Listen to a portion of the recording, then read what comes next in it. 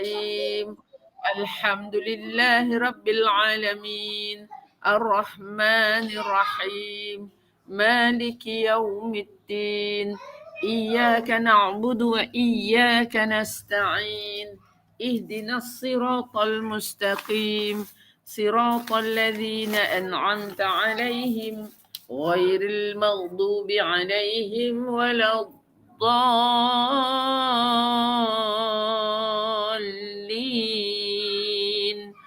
Amin.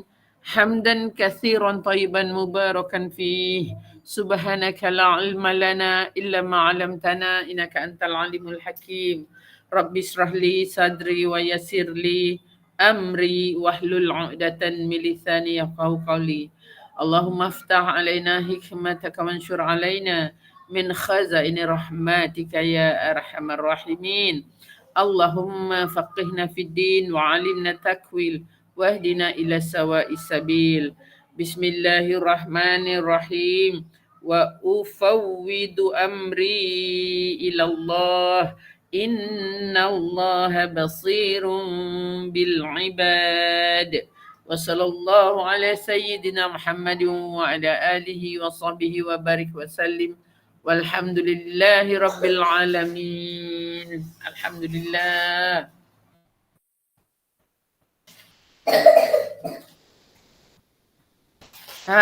Okey, ada ramai kawan baru malam ni.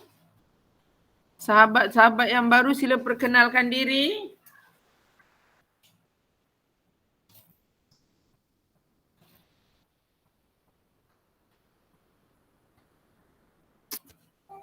Sahabat yang baru masuk malam ni pertama kali sila perkenalkan diri. Assalamualaikum. Saya Wahidah binti Zainah. Waalaikumsalam. Puan boleh buka video kalau nak berkenalan lagi bagus. Oh, saya tak ready kot. Ya, sebab biasa kelas-kelas online ramai orang suka tutup video. Tapi dalam kelas saya alu-alukan untuk dibuka sebab dapat berkenalan, dapat nampak wajahnya. Sebab dalam kelas kita lain kali insya-Allah. Ni saya di cleaning dengan cucu-cucu dia. Ya, tak apalah. Saya nak beritahu je. Insya-Allah lain kali. Ya, kawan-kawan lain selamat datang ya Puan Wahidah. Terima kasih. Terima kasih. Kawan lain ada nak perkenalkan diri?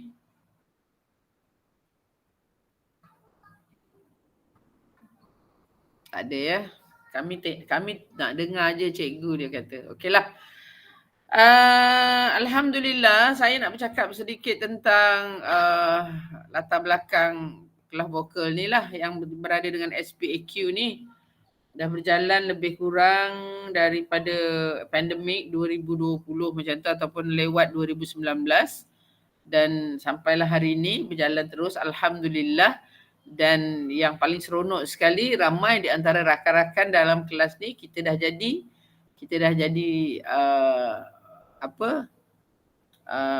kita dah bersilaturahim dengan lebih rapat lagi, bukan saja dalam online tapi kita pernah bertemu secara fizikal di dalam program Mahabbah Filah sahabat Cikgu Siti Hajar lah. Pada tahun lepas kita buat ya. Jadi insya-Allah mungkin tahun depan kita akan buat lagi untuk sama-sama kita berkenalan. Dan yang lebih menggembirakan lagi, ini semua rahmat Allah, silaturahim ini kita rasa macam keluarga. Macam keluarga. Macam kita bila kita beronline ni kan kita anggapkan kita sedang beronline dengan family. Sebab tu kita kata kita nak tengok wajah kan, jadi dapat kenal. Manalah tahu jalan-jalan jumpa tengah jalan mustahil lah kena langgar kereta pula. Jumpa kat mana-mana kan, pekan mana kita pergi, mana turun mana saya pergi, tiba-tiba macam kenal lah kat mana jumpa ya. Macam tu lah. Itu yang paling best sekali. Jadi kita mengambil ibrah ataupun kita mengambil dia punya hikmah silaturahim ni lebih besar. Kita tak boleh tengok sangat kecil, kita lebih besar. Sebab sekarang ni ramai orang suka buat kelas online Dan saya juga banyak mengikuti kelas-kelas online dijemputlah di tempat-tempat lain yang memang saya tahu ramai orang memang suka ditutup videonya. Kerana tak tahulah mungkin sebab jemputannya, undangannya ustaz kan, jadi tak nak timbul fitnah katanya. Ada yang mengatakan tolong tutup video ya, tak nak ni kelas kita ni. Jadi pada saya sama juga macam kita pergi kelas biasa, kelas fizikal. Kalau kelas kita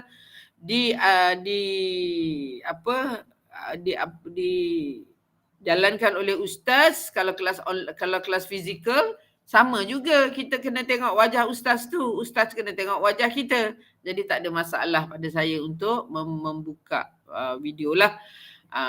Dan jadikan dia satu budaya, ya. Jangan jadikan budaya menyorokkan dirilah. Kita budaya memperkenalkan diri supaya dapat kita bersilaturahim dengan lebih baik lagi, insya-Allah. Baiklah, malam ni saya tadi risau juga, takut tak sempat saya nak buka. Satu, saya bergerak daripada Kuala Lumpur ke Bangi. Sekarang ni saya berada di rumah anak saya lah, di Bangi, di Dengkil.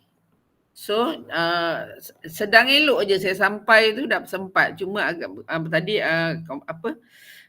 wifi agak slow sikit. Dah dapat, alhamdulillah. Dapatlah saya tengok muka Puan Muriza, Puan Halimah, Puan Miza, Cik Ida Hanim, Cik Syakini, Puan Rozila, ya, dan lain-lain lah yang saya tak nampak lagi.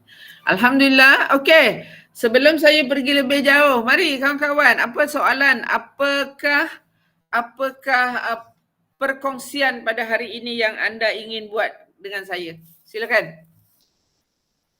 Persoalan, perkongsian, apa saja, silakan.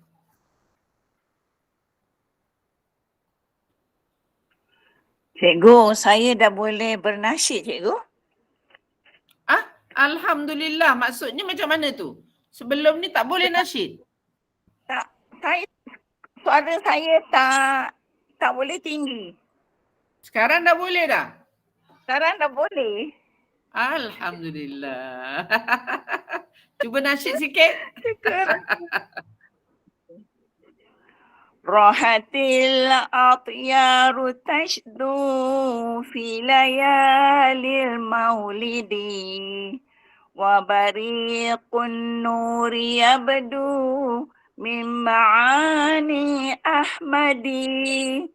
Rahatil atyaru tashdu fi layalil maulidi wa bariqun nuri yabdu min ma'ani ahmadi wa bariqun nuri yabdu min ma'ani ahmadi wa bariqun nuri yabdu min ma'ani ahmadi fi layalil maulidi fi layalil maulidi. Macam tu cikgu. Alhamdulillah. Boleh naikkan lagi tu sebenarnya, tak ada masalah. Kan, bagus. Okey, bagi tepuk kan, tepuk. Bagi emoji tepuk. Emoji saya tak keluar. Mana tepuk. Tu dia tepuk. Banyak-banyak. Alhamdulillah. Okey, orang lain? Ada perkongsian?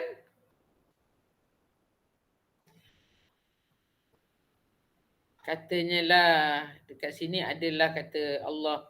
Al-Quran menyebut sebagai berikut. Artinya, saya tak baca dia punya itulah. Bertanyalah kepada orang yang memiliki pengetahuan bila kalian tidak mengetahui. Jangan berdiam diri. Ada disebut dalam Al-Quran lagi. Aduh ya, bila jumpa orang yang mempunyai pengetahuan, kita bertanya. Contohnya saya tahu di antara kawan kita mungkin ada jual kowe, saya tanyalah, kowe ada tengah buat ni ke? Macam tu lah. Itu pun satu soalan sebab dia buat kowe kan, kita tanyalah dia ada tak promosi bulan ni, macam tu ya. Jadi Lagi ada kawan-kawan lain nak berkongsi, nak bertanya? Perkongsian, bubbling macam mana? Ada tak? Ilek pucik. Ilek pucik.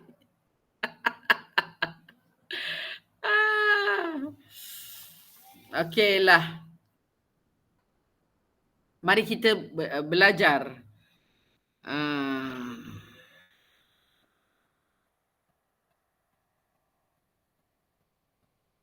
Vokal. Vokal adalah tubuh badan kita. Maknanya suara. Vokal tu suara.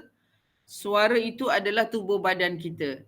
Apa saja aktiviti suara, aktiviti bersuara yang kita buat, mengaji, pertama sekali, yang paling pertama sekali kita bercakap. Keduanya kita guna untuk apa? Mengaji. Ketiganya bekerja. Mengangkat telefon, macam-macam lah. Apa saja aktiviti suara, kita akan menggunakan suara lah, aktiviti suara, maknanya kita kena gunakan suara. Jadi apabila kita belajar tentang bagaimana teknik mengeluarkan suara yang betul, jangan bimbang kerana dia dapat mengubah banyak-banyak kelemahan kita dalam apa saja aktiviti suara yang kita buat. Macam Puan Rozilah lah, tiba-tiba dah boleh bernasyid kan.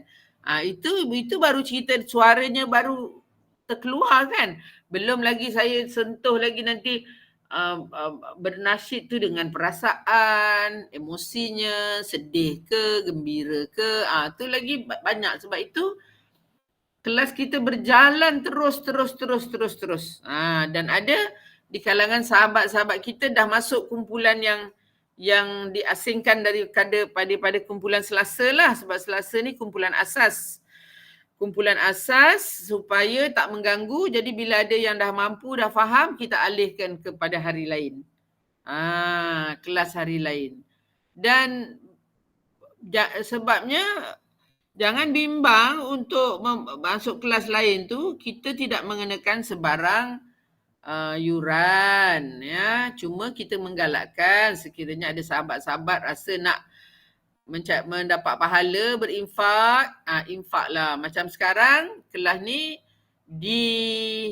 dianjurkan oleh SPAQ, Sahabat Pencinta Al-Quran. Jadi kita infak ke dalam akaun Sahabat Pencinta Al-Quran. Tapi kelas yang hari lain tu adalah anjuran daripada syarikat saya. Jadi infaklah ke dalam akaun tu untuk diagih-agihkan kepada mereka yang memerlukan, insya-Allah. Walau bagaimanapun sebelum pergi jauh tu memanglah adalah sebahagian tu saya guna untuk bayar bil telefon, bayar bil internet, macam itulah kan.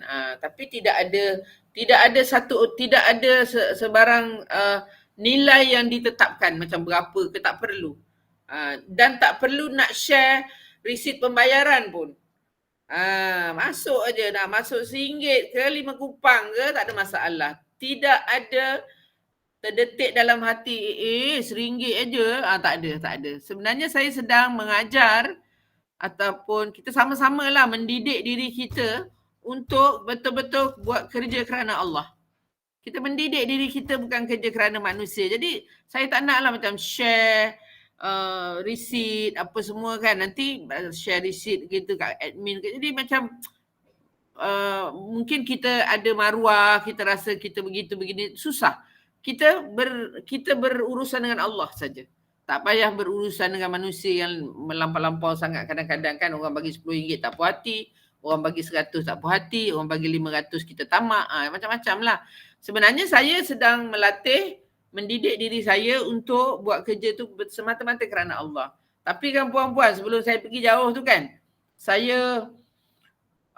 kita akan diuji untuk melihat ketabahan, kesabaran kita tu. Kita akan diuji tiba-tiba kita punya income tu, kita kata kita punya keuangan tu memang terputus. Tapi bila terputus tu, saya berpegang kepada apa kudrat yang ada. Yang paling bimbang kalau yang terputus tu internet lah. Macam telefon tak bayar, tu bimbanglah sebab tak boleh nak buat kelas. Tapi selagi telefon boleh berjalan, boleh bergerak, boleh beroperasi, tu tak ada masalah. Kerana makan pun pada usia macam kita ni, kita bukan nak makan yang apa-apa sangat. Makan asal kita dapat kenyang aja kan. Jadi makan apa pun tak ada masalah. Okey, so itu pengalaman lah. Jadi memang satu apa orang kata pengalaman hidup yang sangat menarik lah pada saya. Baru dia kata hidup itu berwarna-warni seperti pelangi. Warna-warni seperti pelangi. Alhamdulillah, okey, suara adalah tubuh badan kita. Jadi perkara yang pertama yang kita kena faham tentang nak mengeluarkan suara yang baik ini ialah pernafasan. Boleh saya tahu pemakanan pun mempengaruhi suara kita juga ke cikgu? Okey. Pemakanan. Kalau ikut dalam buku vokal, tidak ada kena-mengena pun dengan makanan. Tak ada kena-mengena pun dengan minuman. Hanya kena cukup rehat. Dia kata cukup rehat. Tapi dia adalah cakap pasal makanan minuman tu, dia kata jauhi atau elakkan makanan atau minuman juga persekitaran yang kita alahan. Yang kita alah lah. Tak ada, dia tak ada spesifik. Dia tak ada spesifik, itu tak ada spesifik. Sebab setiap orang tubuh badannya tak sama.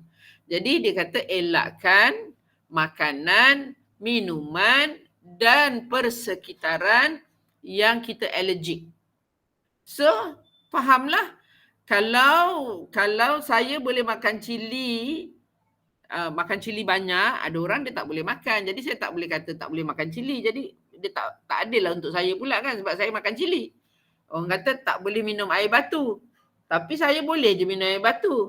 Jadi mungkin orang lain tak boleh. Jadi saya tak boleh juga buat undang-undang tak boleh minum air batu. Terpulang.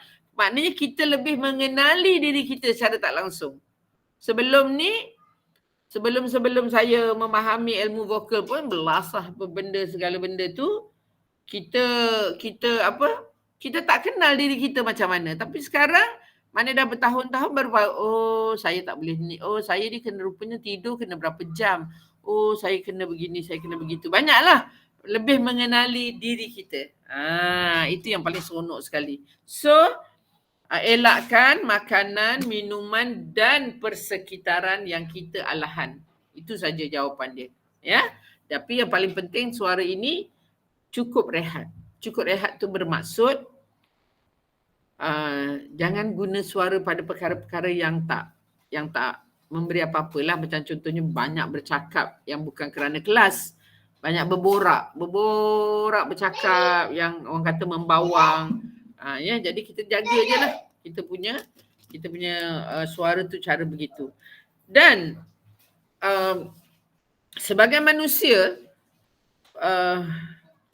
seperti yang lemah, saya juga mengalami permasalahan suara sebelum ni. Kerana tak faham, dah belajar dari umur 20-an dah belajar, boleh menggunakan suara ketika menyanyi dengan baik. Tapi saya tak dapat menggunakan suara ketika bercakap dengan baik. Tak dapat menggunakan suara yang baik tu ketika bercakap. Jadi bila saya jadi cikgu, saya bercakap, tak habis-habis bercakap. Lalu saya mengalami masalah suara lah. Suara jadi garau, jadi letih, pagi-pagi nak bercakap garau, rendah, jadi tak larat, apa semua kan. Tetapi perkara itu tidak boleh saya biarkanlah kerana saya seorang guru vokal. Suami saya kata, apa cikgu vokal ni suara bercakap pun dah macam tu. Jadi saya tak boleh give up, saya tak boleh berputus asa, jadi saya mencari. Kenapa jadi begitu? Dan sebab itu alhamdulillah pada tahap hari ini saya diberi kefahaman lah, maknanya Allah izin saya faham tentang teknik suara tu dalam apa saja aktiviti suara. Sebab tu kawan-kawan ni, sahabat semua boleh tanya, cikgu semalam saya marahkan cucu saya, suara saya sampai hilang. Contoh macam tu. Saya marah cucu ataupun saya marah kat ni saya marah suara saya sampai serak. Boleh. Maknanya saya boleh bagi tahu apa sepatutnya kena buat. Tapi kalau tak tanya, saya soroklah sikit. Konon lah. Tapi saya bukan orang yang suka sorok-sorok. Saya cerita je apa yang ada, saya faham, saya bagi tahu je untuk diguna pakai. Dan suara kita paling mudah rosak, paling mudah bermasalah ketika kita bercakap sebenarnya. Bukan ketika kita mengaji, bukan kerana kita menyanyi, bukan kerana perkara lain. Ketika kita bercakap seharian. Dan cara kita bercakap seharian itu mempengaruhi suara kita ketika kita mengaji. Saya cakap mengaji je lah. Ya. Cara kita bercakap seharian itu, Allahu Akbar, Syafakillah. Ya. Syakini. Cara kita bercakap seharian itu mempengaruhi pengeluaran suara kita ketika kita menggunakan pada benda lain, pada keadaan lain. Jadi dia kata satu buku vokal tu yang buat saya terbuka minda tu ialah dia kata perbaiki suara, perbaiki pertuturan sebelum memperbaiki nyanyian. Masa tu saya belajar menyanyi. Jadi perbaiki pertuturan sebelum memperbaiki nyanyian. Jadi apa maksudnya? Maksudnya bila kita bercakap, kita lupa nak gunakan sistem-sistem mekanisme suara yang sepatutnya bekerja. Kita bercakap tu satu perlakuan yang orang kata azali lah yang memang dah jadi. Jadi kita tak peduli tentang nafas kita. Kita tak peduli tentang tenaga kita. Kita tak peduli tentang temponya, kita bercakap laju, bercakap kuat, benda-benda macam tu yang kita terlupa. Jadi saya pusing balik, kita mengaji. Bila kita mengaji, apakah bacaan mengaji yang paling baik sekali? Tartil. Semua orang tahu bacaan yang terbaik adalah tartil. Tartil tu bacaan yang bagaimana? Dia kata tidak terlalu laju, tidak terlalu perlahan, tidak terlalu lambat. Ya? Jadi sederhana. Macam mana nak ukur sederhana tu? Pernah tahu tak macam mana nak ukur sederhana tempo tu macam mana? Jadi kalau kita orang muzik, kita belajar tempo sederhana itu adalah jarum saat. Jarum saat tu tempo sederhana.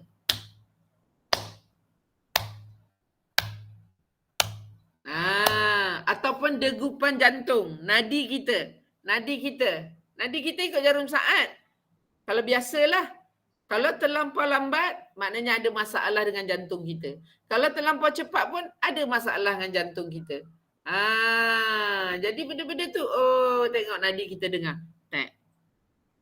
Macam itulah kita rasa dia punya kelajuan dia. Sederhana. Jadi bila kita bercakap, kita pun guna kelajuan yang sama supaya kita tidak terburu-buru, tidak gopoh. Ya, jadi dia melatih kita bila baca Quran pun jadi cantik. Tartil tu cantik. Ya, okey. Itu di antara cerita suara. Jadi bagaimana nak bernafas? Bagaimana kita nak pastikan nafas kita tu betul? Kita kena kenali sistemnya dulu. Sistemnya dulu kita kenali. Jadi apa yang patut kita kenali? Banyak. Tapi saya fokus kepada dua je perkara yang mudah. Satu, paru-paru. Paru-paru dah memang kena ada lah. Kalau paru-paru tak sihat, memang akan ada masalah. Yang kedua ialah otot diaphragm. Otot diaphragm. Diaphragm muscle. Saya ejakan dekat situ, dekat sini saya cuba ejakan otot diaphragm. Okay, ini ejaan bahasa Inggeris dia macam ni ya. Saya letak je. Bacaan kalau ejaan bahasa Malaysia ikut je lah sebutan kita tu diaphragm tu. Okay. So otot diaphragm ni yang kita nak kembangkan, kuncupkan. Kembangkan, kuncupkan. Dia nak jadi mengepam macam ni. Mengepam. Barulah udara boleh keluar dari paru-paru dengan baik. Tapi pengepaman betul ke perkataan tu? Proses mengepam, proses kerja otot ni tak macam jantung. Jantung dia memang Tu. Tapi otot ni tak macam tu. Otot ni dia kembang, dia bergerak. Dia bergerak. Saya lajukan pergerakan dia macam ni. Dia bergerak. Kembang, bergerak. Kembang, gerak. Macam itulah. Tapi kita otot diaphragm tak boleh gerak laju macam tu. Kalau gerak laju macam tu, nafas kita tak ada kawalan. Otot diaphragm kena bergerak selambat yang boleh. Selambat yang boleh. Okey, contoh kembang. Dalam kiraan 15 saat dia akan bertemu balik. Contoh kembang. 1, 2, 3, 4, 5, 6, 7, 8, 9, 10, 11, 12, 13, 14, 15. Tu contohlah 15. Kalau ada orang 16, 17, 18, 19, 20. Okeylah, lebih baiklah. Tapi kalau orang kata 1, 2, 3, 8 aja dah sampai sini. 8 dah bertemu. Maknanya otot ni bergerak tu tadi laju. Kita nak latih otot tu bergerak perlahan. 1, 2, 3, 4, 5, 6, 7, 8, 9, 10, 11, 12. Macam itulah. Di mana letaknya otot tu? Otot tu terletak di bawah paru-paru kita. Di sekeliling pinggang. Di sekeliling pinggang kita tu, bawah tulang rusuk tu, bawah paru-paru tu, otot tu terletak di situ dan kena kembangkan. Bagaimana kita nak tahu dia kembang atau tidak? Bagaimana kita nak tahu otot tu mengembang atau tidak? Apabila kita tekan bahagian ulu hati kita ni, apabila kita tekan bahagian ulu hati ni, kita akan nampak, kita tarik nafas, dia keluar. Dia keluar ni, tangan saya keluar kan? Jadi, apabila otot kita mengembang, tangan ni yang kita tolak ni, dia akan tolak balik keluar. Otot tu akan menolak balik. Kalau tepi macam tu lah. Dia keluar. Boleh nampak ya? Begitulah. Okey. Tetapi untuk nak pastikan, banyak kan? Untuk nak pastikan otot tu bekerja begitu, kena jaga beberapa perkara. Kena ada dia punya syarat sah dia lah, rukun-rukun dia juga. Pertama, berdiri ataupun duduk dengan tegak. Kalau kita berkasidah ataupun kita bernasyid, kita bermarhaban, kadang-kadang kita buat persembahan, kita kena berdiri. Jadi berdirilah dengan tegak. Berdirilah dengan tegak. Tegakkan tulang belakang seolah-olah kena stretch. Tulang belakang tu seolah-olah kena tarik lah. Tegak. Jangan macam ni. Ini tak cukup tegak lah. Tapi apa pun yang saya cakap ni semuanya adalah untuk asas. Ya, untuk asas. Mungkin 3 ke 6 bulan. Nak biasakan proses tu. Sebab kita manusia ni biasa nak macam ni lah. Kalau duduk kat meja kan, kita jarang nak duduk macam ni. Jadi kita biasakan dulu. Sampai dah jadi sebati, dah jadi sebahagian daripada aktiviti kita. Kalau kita duduk, dia jadi baguslah. Ya, okey. Jadi duduk ataupun berdiri dengan menegakkan tulang belakang. Berdiri lebih mudah. Kedua, kempiskan perut. Kempiskan perut. Perut ni kalau umur perut ni otot dia kena kemaskan lah, kena tarik ke dalam. Otot perut tu kena tarik ke dalam. Jangan risau tentang alamak perut saya ni boroi, lemak banyak kan, jadi tak mau kempis. Mungkin di luar tak nampak dia mengempis sebab kita ada lemak banyak. Tetapi yang penting dia mengempis, dia mengemaskan otot perut kita. Kita kena praktis tu, dan saya terus bagi tahulah mula-mula kan, bila kita ni perut kan. Ini belum kempis ya. So saya kempis. Okey, ni nampak. Ni perut. Saya berdirilah. Okey. Okey, ni perut. So ni belum kempis, so saya kempiskan. Tu nampak. Ni turun. Ni kempis. Maknanya otot dalam perut kita tu, otot dalam badan kita tu yang bekerja. Perut tu tak begitulah, dah umur macam ni kan susahlah nak jumpa yang tak ada perut kan. Adalah orang mungkin dalam 10-20 orang tu satu lah yang tak ada perut kan. Tak ada lemak lah maksud dia. Okey. Jadi mula-mula memang kita akan rasa lenguh bahagian ari-ari kita, bahagian bawah pinggang kita semua lenguh, belakang-belakang semua lenguh sebab otot kita sedang bekerja. Jadi bila lenguh tu jangan putus asa lah. Jangan kata alamak letih lah, tak larat lah, lenguh lah. Masa lenguh tu buat lagi. Lama-lama alah bisa tegal biasa. Dah tak ada apa dah. Maknanya kita dah biasakan yang betul. Kita dah membetulkan yang biasa tadi. Yang biasa yang tak bagus tu kita dah betulkan. Dah jadi betulkan yang biasa dan membiasakan yang betul. Itu saja. Okey, kalau susah nak kempiskan perut, itu yang disarankan untuk memakai bengkung. Mengikat perut, mengikat bahagian perut tu. Tapi kalau ikat ni dia dapat ikat dekat bahagian macam pinggang aja. Tapi kalau nak kempiskan perut, kita pakai korset lah. Pakai bengkung. So dapat rasa perut terkemas. Baru kita ikat pinggang kita dengan selendang. Baru kita dapat, bila ikat pinggang kita dengan selendang, barulah di situ otot diafragm akan bekerja. Tujuan mengikat selendang tu untuk nak bagi otot diafragm tu bekerja lah supaya kita dapat rasa. Ya, InsyaAllah. Macam itulah. Okey. Kalau kita duduk, berdiri dah habis lah. Maknanya kita kata tegakkan tulang belakang, kempiskan perut. Tengkuk kita, bahu kita semua tenang. Tak mau stres, tak mau tegang, tak mau jadi macam-macam. Just relax saja macam kita biasa hari-hari, tenang aja, ya. Bahu-bahu kita ni semua. Okey. Kalau kita duduk, ada tambahan bila kita duduk ialah pastikan tulang tongking ataupun dipanggil tulang sulbi kita tidak menyentuh tempat duduk. Jadi kita ada sedikit mengangkat tulang sulbi tu lah. Daripada macam ni, kita angkat. Automatik bila kita angkat tulang sulbi, kita punya tulang belakang akan tegak dengan cantik. Ada lagi tajuk tambahan untuk kedudukan badan ni ialah kemut. Tapi kemut ni jarang saya cakap lah. Tapi kalau nak tahu, memang dalam buku vokal ditulis tu.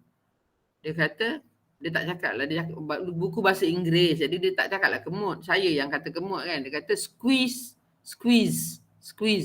Maknanya squeeze kan kita punya otot pelvic tu.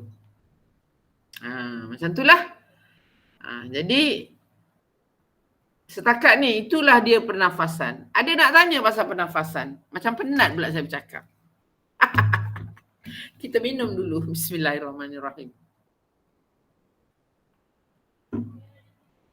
Alhamdulillah. Bismillah. Alhamdulillah. Alhamdulillah. Okey. Ada soalan tentang pernafasan? Nak tanya apa-apa ke? Nak tanya pernafasan apa ke? Pengalaman kita? Ada. Okey. Untuk nak pastikan pergerakan otot diafragm tadi tu berjalan betul atau tak betul, latihan dia kena macam ni. Hissing.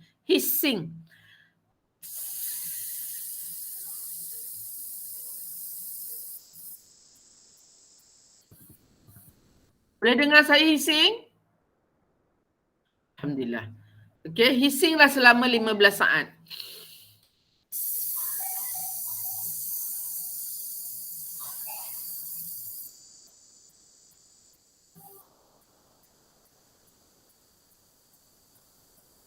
Tiga belas je dapat. 13 dapat, tak payahlah kita marah. Okey je, 13 pun okey. Maknanya otot tu dah bekerja. Agak-agaknya, alamak cikgu Siti Hajar, cikgu vokal pun dapat 13. Ingatkan dapat 20. Malam ni dapat 13. Sebab hari ni dari pagi sampai ke petang, sampai ke malam asyik travel sana sini, badan agak letih sedikit. Tapi itu bukan alasan lah. Tapi itu juga mempengaruhi kita punya otot lah, sebab otot kita dah rasa letih. Selalunya ada orang bawa kereta, hari ni bawa kereta sendiri. Macam itulah. Jadi lesu. Dan yang paling ini sajalah nak cerita, saya tak menjadikan alasan tapi saya saja nak kongsi. Belum makan. Jadi bila belum makan kita rasa macam salah kan. Macam itulah kan. Secara mindanya saya kuat. Tetapi tubuh saya sebenarnya dah memerlukan benda-benda tu. Perlukan makanan, perlukan rehat, perlukan jadi tapi saya tetap kuatkan minda saya untuk terus bertenaga. Sebab kalau tidak dia akan, kalau saya ikut tubuh saya yang dah letih tu, mungkin suara saya tak boleh jadi macam ni. Mungkin suara saya cenderung jadi macam ni je. Macam ni je cakap kan, sebab minta maaf lah sahabat semua, saya ni dah letih dah, sehari suntuk macam ni. Tak adil untuk sahabat-sahabat yang kelas malam lah kalau saya buat macam tu. Jadi saya pastikan tenaga saya tetap saya gunakan. Sebab itu dia punya selepas kelas tu, sebab bila kita bertenaga, kita guna tenaga, maknanya tenaga kita sedang diguna. Bila habis kelas, menggigil lah, tenaga dah terbakar semua kan. Tapi tak apa, jangan risau, jangan rasa bersalah pun. Okey je, saya dah kerja benda ni berpuluh tahun kan. Dah tahu dah. Kalau saya tak ada tenaga, masalah besar. Jadi kalaupun saya tak sihat ke, kalau saya apa pun, tenaga kena kena pasti. Apa yang membuatkan tenaga tu tetap ada? Semangat. Macam mana nak bagi kita semangat? Seronok. Dia kaitan dia begitu. Bagaimana nak rasakan semangat tu? Seronok. Bila tadi saya kata dengan sahabat semua ada soalan, sahabat pun tak adalah seorang dua bertanya, jadilah itu pun dah buat saya seronok.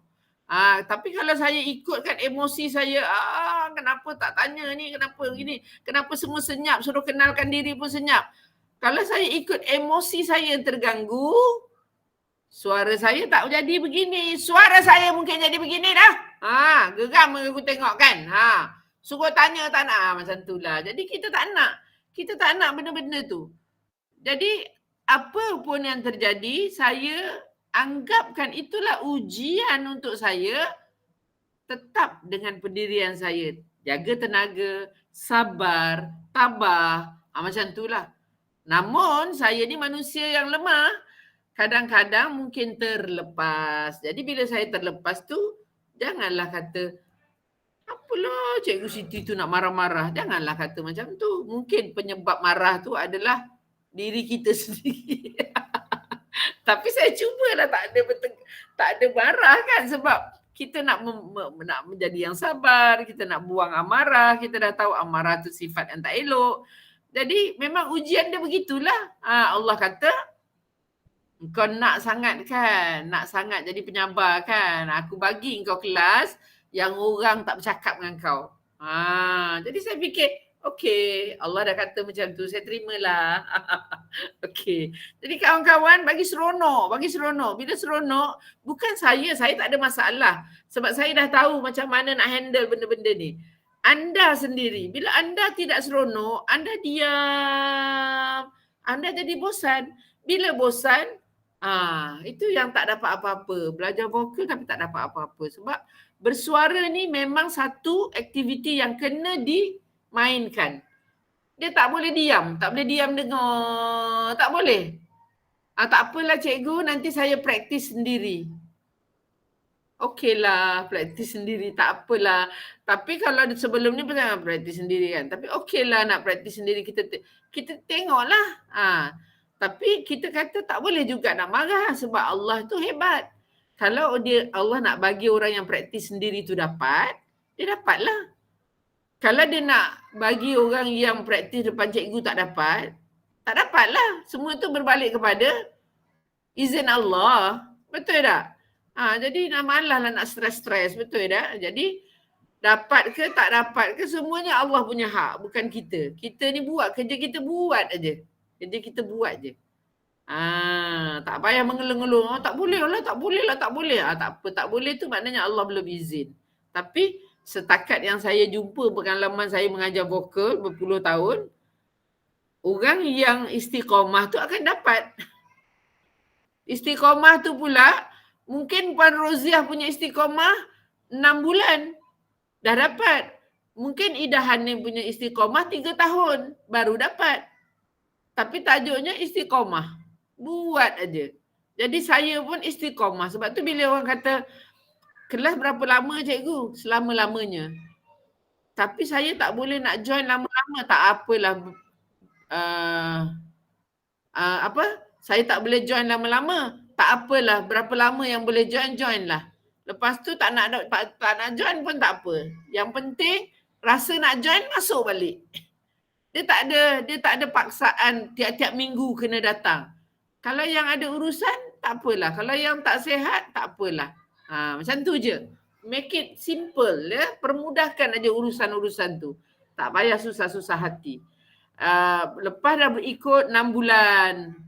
Dah ikut 6 bulan dah faham katanya. So berhentilah, banyak kelas lain lagi nak masuk. Maklumlah sekarang dah banyak orang nak menimba ilmu kan. Kelas itu, kelas ini dengan tadabbur, dengan tadarus, dengan itu. Macam-macam. So tak payahlah, vokal ni dah boleh keluarkan suara. Tiba-tiba selepas 4 bulan tak masuk kelas, ada masalah dengan suara. Dah masuk kelas taranum apa bagai, ada masalah. Masuk balik kelas vokal. Angkat je tangan, cikgu saya 4 bulan tak datang kelas. Tapi saya dah kendur sangat otot-otot saya. Bagi saya latihan cikgu untuk saya kuatkan balik otot-otot. Macam itulah caranya. Itu maksud dia. Bukannya boleh masuk keluar, masuk 3 bulan, masuk setahun berhenti pun tak ada masalah. Lepas tu masuk balik. Tapi bila masuk balik, kena kongsikan, ada perkongsian diri. Saya dah masuk 4 bulan.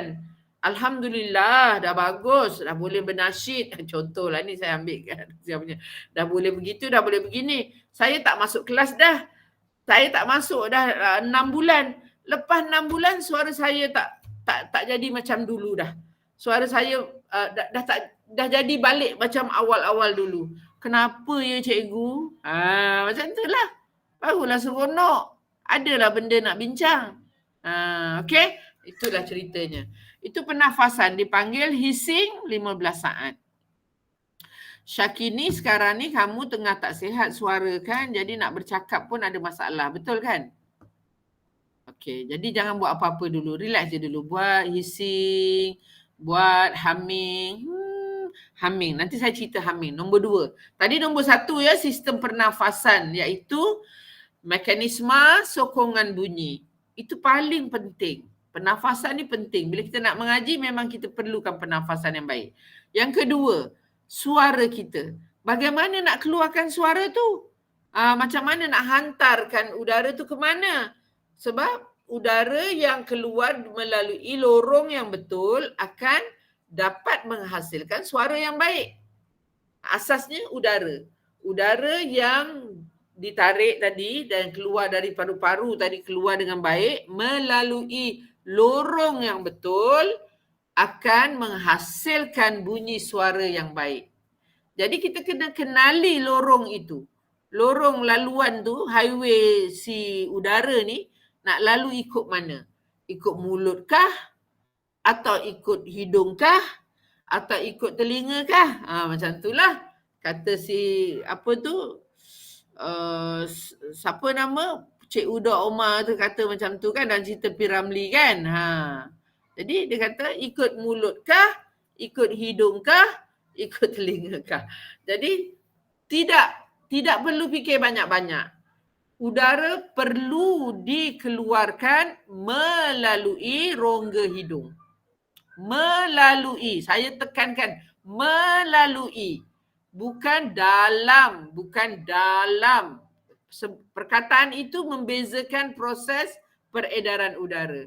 Kalau udara berada dalam hidung, suara akan cenderung sengau.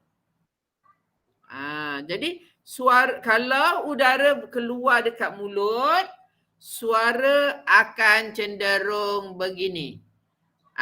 Dia jadi kasar. Kat bawah aja bunyi dia. Nak pergi mana tak boleh. Mungkin itulah yang Puan Rozila Mahmud lalui. Sebelum ni nak nasyid tak boleh sebab suara banyak kat tekak. Sebab udara keluar melalui mulut. Jadi saya ubah semula suara tadi. Saya ubah laluan udara supaya dia keluar melalui rongga hidung. Suara saya dah berubah dah. Daripada macam ni, jadi macam ni. Kalau tidak nak sebut ni pun ni. Susah kan? Macam ni jadi daripada macam ni jadi macam ni.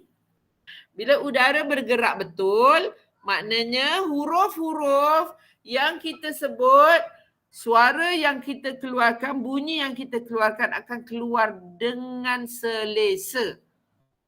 Yang itulah yang saya jumpa yang dapat mengubah suara saya menjadi lebih baik. Sebab kerja saya mengajar. Mengajar ni banyak bercakap. Jadi kalau saya tak jaga pertuturan saya, memang suara boleh masalah lah. Saya nak cakap macam ni je kan. Dah tak larat dah nak bagi tenaga kan cakap macam ni. Tiba-tiba nak cakap nak kuat. Nak cakap kuat, nak macam ni, jadi menjerit. Bila jadi menjerit, sakitlah tekak tu. Hari sakit, tidur pula 2 jam aja. Besok pagi, garau je suara tu, garau je. Macam tu. Jadi kita kena tarik nafas untuk pastikan suara kita, udara kita mesti naik ke atas. Udara kita mesti naik ke atas. Kita tak naik tak apa, udara kita naik. Itu kedua, iaitu mekanisme pengeluar bunyi, iaitu sistem gemaan, resonating system, sistem gemaan, di mana bila kita bercakap, bila kita mengeluarkan bunyi, suara kita perlu bergema agar suara kita boleh didengar lebih jauh. Kalau kita tak ada gemaan itu, bila kita bertadarus dengan kawan-kawan, ada kawan yang tak boleh dengar suara kita. Dah lah, tak ada gemaan. Soft pula, lembut sangat. A'udzubillahi minasyaitonirrajim. Lembut sangat. Jadi kalau 30 orang tak boleh dengar. Kalau ada mikrofon tu duk ketuk-ketuk, mikrofon ni tak hidup ke? Tak hidup ke? Sebenarnya mikrofon okey je. Kita yang tak ada tenaga untuk masuk dalam mikrofon tu. Jadi bila kita jumpa mikrofon, puan-puan marhaban ke, bernasyid ke, berqasidah ke, jangan ketuk mikrofon. Kita cakap, hello. Tapi katalah, bismillah, bismillah, bismillah. Bismillah, bismillah, bismillah. Bismillah, bismillah. Kita dengarlah, kita bagi nada rendah, bagi nada tinggi, dengar suara tu macam mana. Jangan ketuk. Sebab bila diketuk, mikrofon tu merajuk. Cepat rosak. Jangan ketuk. Dalam mikrofon kita yang kita beli tu mungkin harga dia pula yang RM30 kan. Sebab kita ni orang yang tak tahu pasal alat-alat macam tu. Kita ingat RM30 pun okey. Okey lah. Ketuk pula. Ketuk lagi. Memang dia cepat rosak lah. Sebab tu penyanyi-penyanyi beli mikrofon harga RM40,000. Sebab tu mikrofon dia tak ada kongsi dengan siapa-siapa. Dia pakai mikrofon dia khas. Ada yang warna emas, ada yang warna silver, ada yang warna, nak warna apa bagi tahu. Sebab dia memang buat tu memang untuk saya. Harga berpuluh-ribu. Paling murah pun mungkin RM5,000 macam tu. Jadi jangan marah kalau dia tak nak bagi pegang mikrofon dia kan. Sebab RM40,000 kot. Macam tu lah. Tapi kalau kita berpegang pada Allah tadi, kongsi je lah. Orang lain pun teringin nak pakai yang RM40,000 tu. Apa salahnya kongsi. Cuma bagi tahulah, jaga baik-baik ya. Jangan sampai jatuh ya. Macam tu lah. Kan? Betul tak? Nak kongsi. Siapa yang berani kongsi? Kereta BMW. Ada orang nak pinjam. Boleh bagi? Memang kita mulalah buat alasan macam-macam. Itulah ujian Allah. Nak tengok kita ni boleh fikir kita masih pentingkan dunia ke pentingkan akhirat? Kalau kita pentingkan dunia, memang kita tak akan bagi. Itulah ujiannya. Sedangkan Allah kata kongsi je lah. Kalau jadi apa-apa, contohlah terlanggar, tercalar, tak apalah. Itu ujian juga. Allah nak tengok kita macam mana. Orang ada BMW mesti duit banyak. Tercalar sikit, setakat nak keluar 2,000 cat-cat tu, takkanlah nak mengeluh pula kan. Contoh, tu saya cerita. Saya belajar benda ni. Saya belajar benda ni dengan satu orang, dia kata, apabila nak melihat tahap keimanan kamu tadi tu, ujiannya sampai tahap itulah. Adik datang, kak pinjam kereta kejap kak, saya nak ada urusan lah kak. Kereta yang tinggal yang berjenama. Sport lagi, GTR ke apa sport lah yang harganya dekat 1 juta tu kan. Nak bagi adik pakai, macam mana ni. Sedangkan nak bersedekah pun dengan adik-beradik dulu sebelum bersedekah kat orang lain. Hoi, banyak cerita. Tapi kita nak memastikan iman kita tu kukuh tak kukuh, itulah ujian dia. Akak bukan tak nak bagi. Allah dah bagus, dah buka dah. Allah dah bagi hidayah tu. Akak bukan tak nak bagi kau pinjam. Tiba-tiba kita kata, tapi dekat situlah syaitan masuk. Allah dah buka dah. Akak boleh je bagi kau pinjam. Tapi di situlah syaitan masuk. Bila kita cakap tapi tu. Mulalah kita fikir, tapi nak bagi, tapi kau boleh jaga ke? Banyaklah alasan, tapi kau boleh jaga ke? Tapi nanti kau tak ni ke? Tapi ni, nanti kalau begitu. Itu jadi lama-lama orang yang nak pinjam pun cakap, tak apalah kalau macam tu. Terima kasih je lah. Tak dapatlah kita buat pahala. Sebab kita sayangkan harta dunia kan. Okay, sebab tu jangan pakai kereta mahal-mahal. Pakai je kereta murah-murah. Senang. Kalau kereta mahal sebiji, kereta murah dapat 20 biji. 20 orang kita boleh tolong. 20 orang kita boleh tolong. Ada kawan saya tu kereta mewahnya 30 biji. 30 biji. Lepas tu saya sajalah usir dia. Bagilah saya satu kereta kancil ke. Bagilah saya satu kereta Myvi. Saya nak pergi mengajar. Kau ni. Dia kata dengan saya macam tu. Kau ni. Iyalah kau nak minta kereta kat aku. Kereta mewahnya 30 biji. 35 biji kau lebih kot. Macam tu lah. Ya. Itu dia masalahnya manusia ya. Itulah ujian-ujian. Kadang-kadang ada lebih baik kita diuji dengan kesusahan daripada diuji dengan kemewahan. Kan? Sebab dah terbukti Allah kata yang paling ramai dekat dalam syurga itu orang yang susah. Bukan orang yang senang. Jadi bersusah tu gembira je lah. Jangan susah hati. Tak cukup makan asal kenyang. Kalau cerita zaman-zaman dulu, baca bismillah pun boleh kenyang. Kalau betul kita yakin, baca je lah bismillah tu. Bismillah kan. InsyaAllah. Semuanya Allah punya percaturan. Okey. So 2 dah ya. Pernafasan, pengeluaran suara. Maknanya udara menghasilkan bunyi melalui rongga hidung. Bunyi dia macam ni.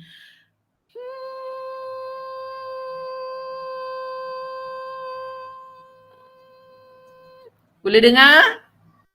Okey, itu dipanggil humming. Bahasa Inggerisnya humming, bahasa Melayunya bersenandung ya. Jadi kalau puan-puan tengok muka saya, bila saya nak humming tu saya mesti senyum dulu. Macam tu. Tak kiralah senyum tu kena buat ke, kena paksa ke, senyum dulu. Jangan tak jadi. Bila kita masam aja macam ni, tarik nafas, tak jadi. Okay? Walaupun kita nak duduk macam ni, kita tarik nafas, kita senyum.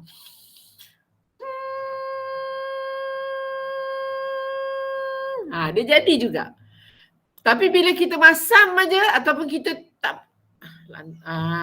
tak cakap apa pun, kita tak kata pun tak nak buat. Tapi kita tak buat dengan bersungguh-sungguh. Kita buat aja macam ni. Memang tak jadi. Ubatnya senyum aja. Tak faham apa Cikgu Siti Hajar cakap lah contohnya. Tak apalah, aku tak faham pun aku senyum lah. suara tu keluar, rongga tu terbuka. Bila kita senyum, rongga-rongga dalam kepala kita ni banyak yang terbuka. Itu dia punya rahsianya. Sebab tu Allah dah bagi tahu kita senyumlah, senyum tu sedekah. Supaya rongga-rongga dalam otak kita, dalam tengkorak kita ni terbuka dan kita punya saraf-saraf udara lalu masuk saraf-saraf kecil halus semua, darah juga akan sampai ke tempat-tempat yang mungkin tak sampai. Sebenarnya itu yang saya jumpa dalam belajar vokal tu. Oh, okey. Jadi kita ambil ibrah yang dalam agama tu apa kelebihan dia. Macam kita solat lah. Dulu kita solat, kita tahu solat sujud apa. Sekarang sains dah bagi tahu dah. Dah ada media sosial dah. Dia dah bagi tahu sujud tu kan untuk apa, untuk pengaliran darah apa semua. Sebelum ni kita ikut buat aje lah. Buat aja dah, kata itu sunnah Nabi, Nabi buat macam tu kita ikut. Kita ni orang baik. Orang Islam ni orang baik. Dia tak akan bertanya. Dia ikut aja. Ulama cakap apa pun dia ikut aja. Sebab ulama yang bercakap, dia ikutlah. Cikgu Siti Hajar cakap, dia ikutlah. Cuba sesekali tu pertikaikan apa yang saya cakap. Betul ke cikgu? Barulah mungkin cikgu pun kan betul ke tak Ini ikut aja. Rupanya ikut pun salah juga. Sebab tu dalam Al-Quran tadi dia kata, bertanyalah kepada mereka yang mempunyai kemahiran, kepakaran. Bertanyalah. Jangan diam aja. Rugi tak bertanya. Orang Melayu punya kata pepatahnya, segan bertanya sesat jalan. Itu kita panggil ya. Okey. So, dan nombor 3. Yang nombor 3 ialah sistem artikulasi. Artikulasi. Ejalah macam mana pun, yang penting bunyi dia artikulasi. Ya, sistem artikulasi ini adalah sistem penyebutan. Ya, mekanisme pengeluar perkataan. Dipanggil macam tu. Mekanisme pengeluar perkataan, iaitu sistem artikulasi. Saya bagi nama artikulasi, bukan saya bagi nama. Saya ambil perkataan artikulasi itu dari perkataan bahasa Inggeris adalah articulation. Articulation tadi maksudnya lebih luas daripada sebutan. Kalau sebutan tu disebut aja. Tapi kalau articulation menyebut perkataan dengan memastikan meletakkan huruf di tempatnya, dengan meraihkan sifat-sifatnya serta memaksudkan, menyebut perkataan itu dengan maksudnya. Dengan penuh maksud. Jangan sebut sekadar saja. Sistem artikulasi adalah sistem penyebutan di mana kita menyebut perkataan kita dengan betul. Itu mana nampak? Kita tak memaksudkan. Kita tak memaksudkan apa yang kita nak share tadi tu.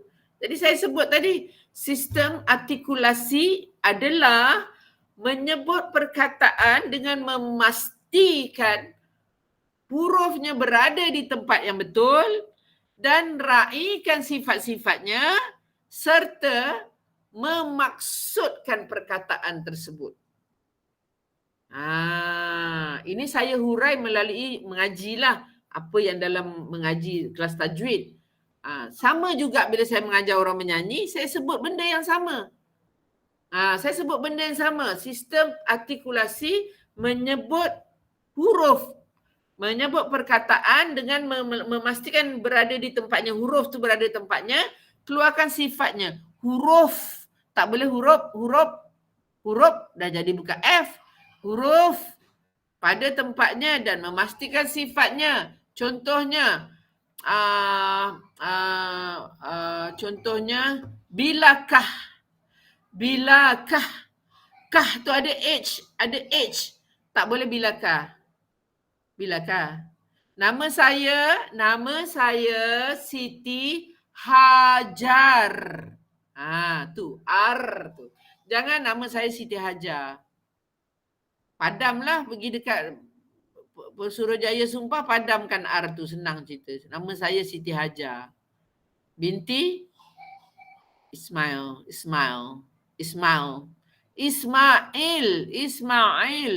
Kalau Arabnya Ismail lah, tapi kita kata Ismail. Ya, bahasa Melayunya Ismail. Dan kalau kita kata nama puan siapa? Fatimah. Sebutkan mah tu. Fatimah.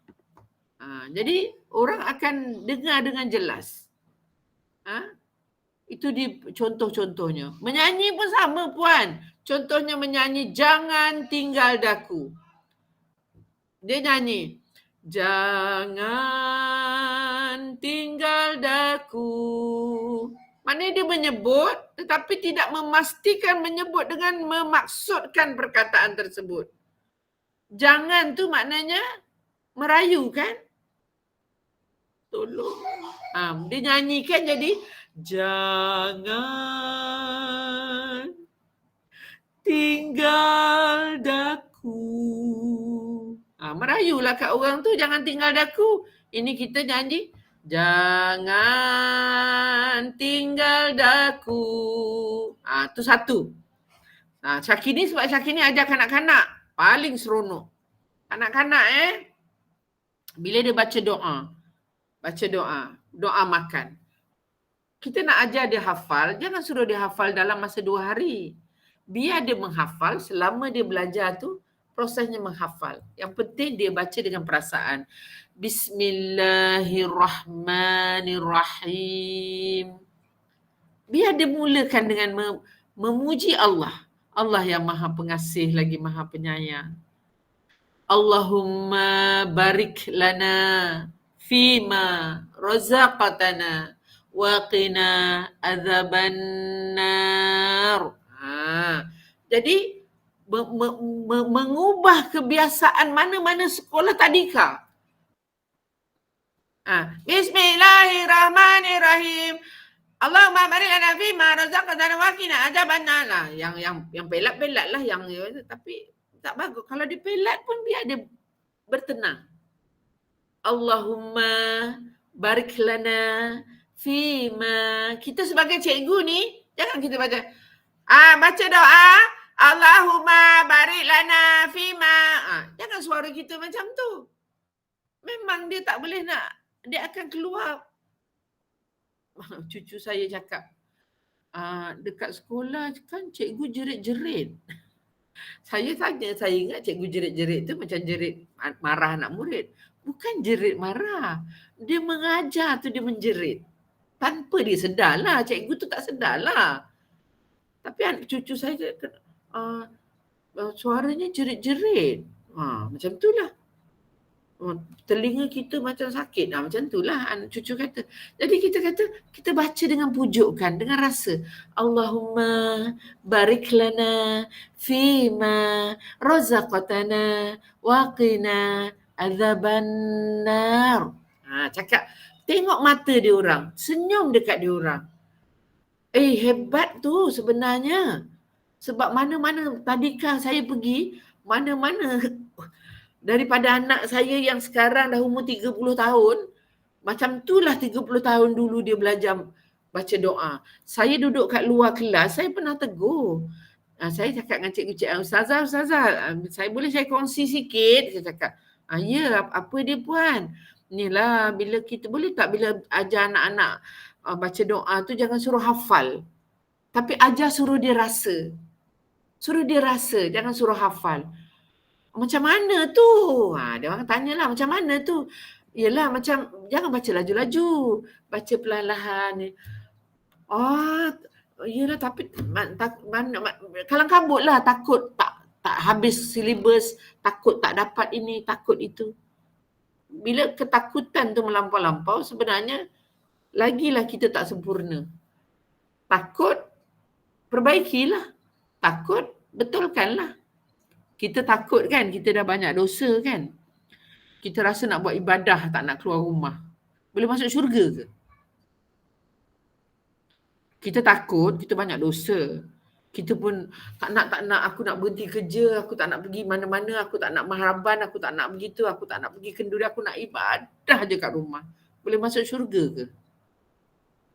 Mana boleh kan? Sebab Allah dah kata, Nak masuk syurga jambatannya ialah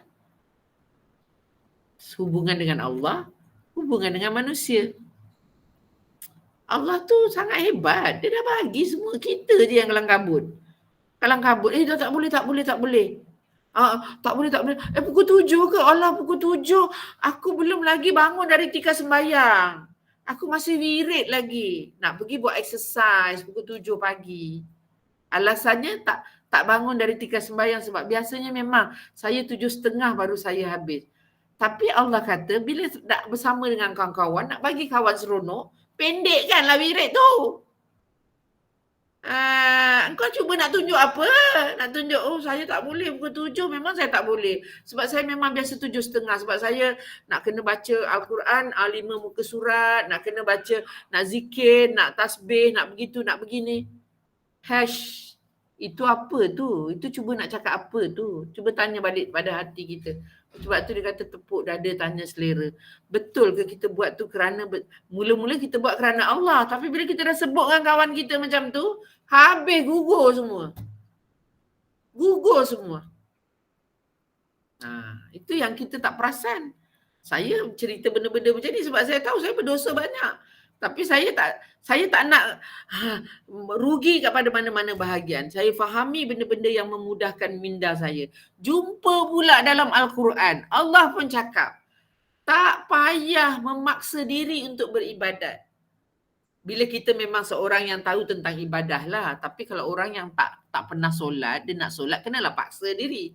Kalau tidak, dia malas nak solat. Mula tu kena paksa lah. Tapi jangan paksa sampai tidur 2 jam, asyik nak begitu, nak asal takut dosa, nak tak terampun. Sebenarnya lagi masalah sebab Allah kata kau ni tamak benar ya. Aku dah cakap dengan kau rehat, dia kena jaga, masa rehat pun kena jaga. Benda-benda macam tu. So senang sebenarnya kita deal bisnes dengan Allah, very simple kan sebenarnya. Sebab Allah suka mempermudahkan. Allah suka permudahkan. Allah suka orang yang permudahkan urusan orang lain. Allah suka orang yang happykan orang lain. Dia kata engkau happykan orang lain, aku happykan kau. Kau permudahkan orang lain, aku permudahkan urusan kau. Allahu Akbar. Apa lagi yang kita nak dustakan lagi? Yang kita nak mengata macam-macam lagi. That's it. Okay? Alhamdulillah. Jadi sebutlah, mulakan Bismillahirrahmanirrahim dengan satu perasaan yang memuji Allah kerana ia adalah sifat Allah yang paling hebat. Maha pengasih lagi maha penyayang. Kita ambil, kita tak ada maha, kita kasih dan sayang aja. Kita berkasih sayanglah antara kita.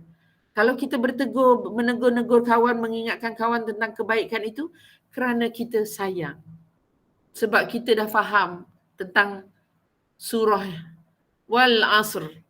Innal insana lafi khusr.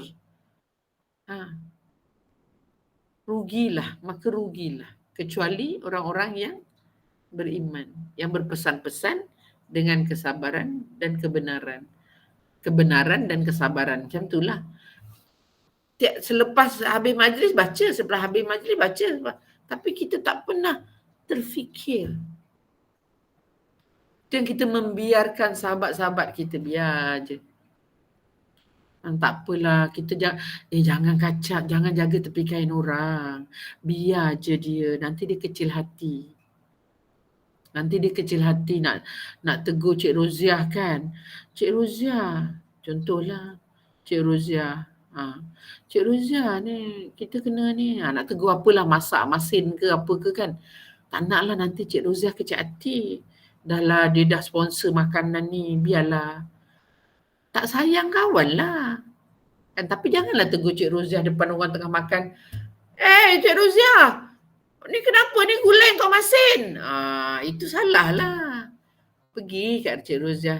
Roziah, terima kasih banyak-banyak awak sponsor makanan ni. Tapi saya sayang dekat awak sangat-sangat. Kerana Allah. Boleh saya komen sikit tak untuk perbaiki? Gulai awak tu mungkin termasin lah. Mungkin anak awak yang rasa kot.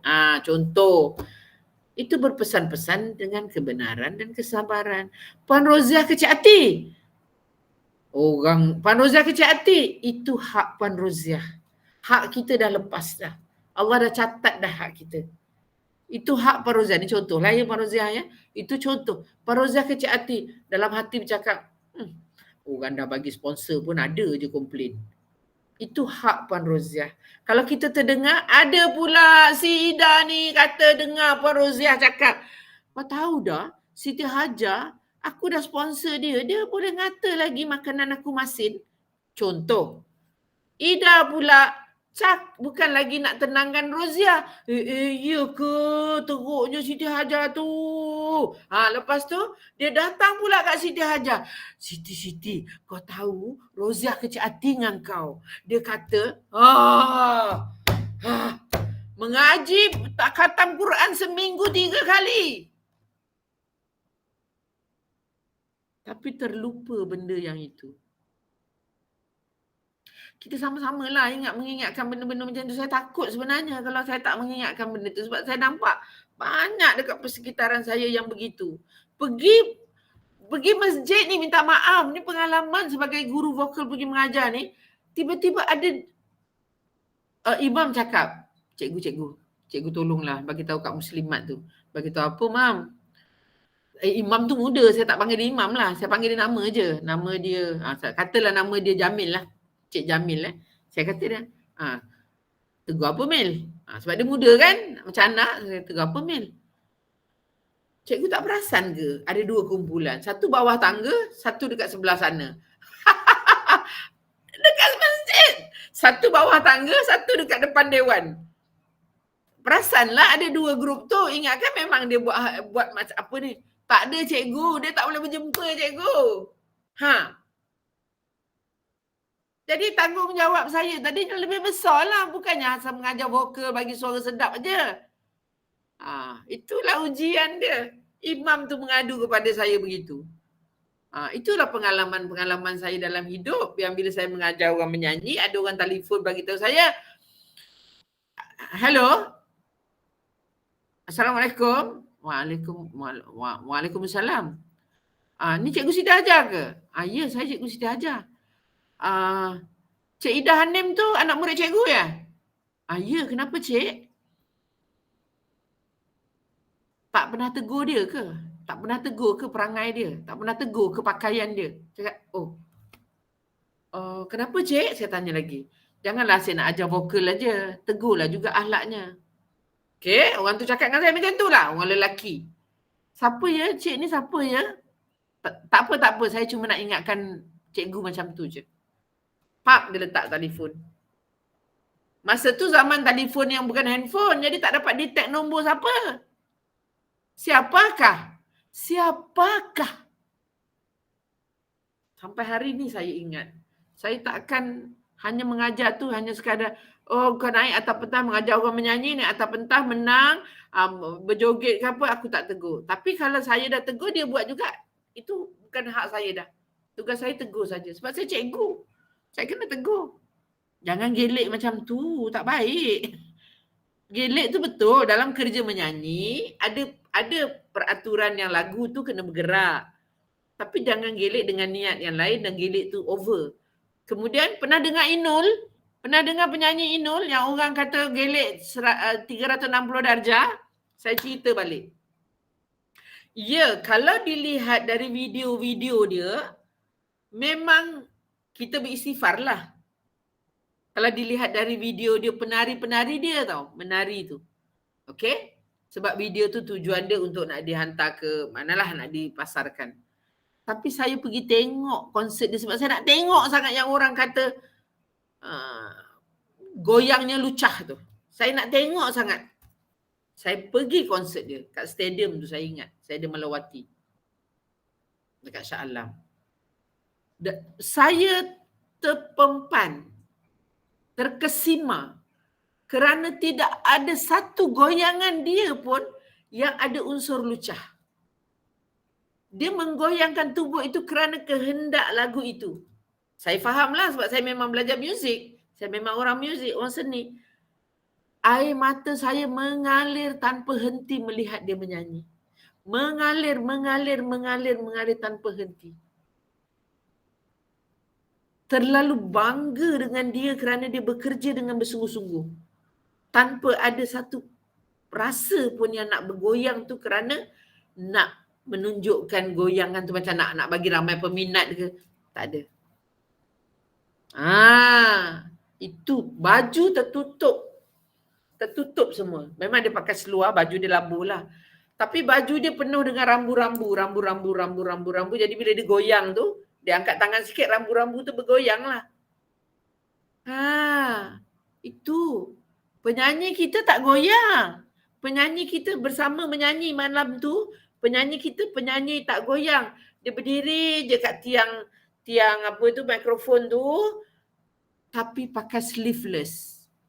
Pakai apa, baju yang tak berlengan. Pakai jeans. So nampaklah. Cerita yang menunjukkan kadang-kadang kita melihat luaran aja. Kita tak pastikan dalaman. Sebab tu Allah melarang kita bersangka buruk. Okay. So jadi ini nak cerita luaran yang kita nampak ni tadi tu. Penyanyi kita, saya bercakap, kenapa nyanyi lagu tu macam tu? Dia duk gosok-gosok tiang mikrofon tu.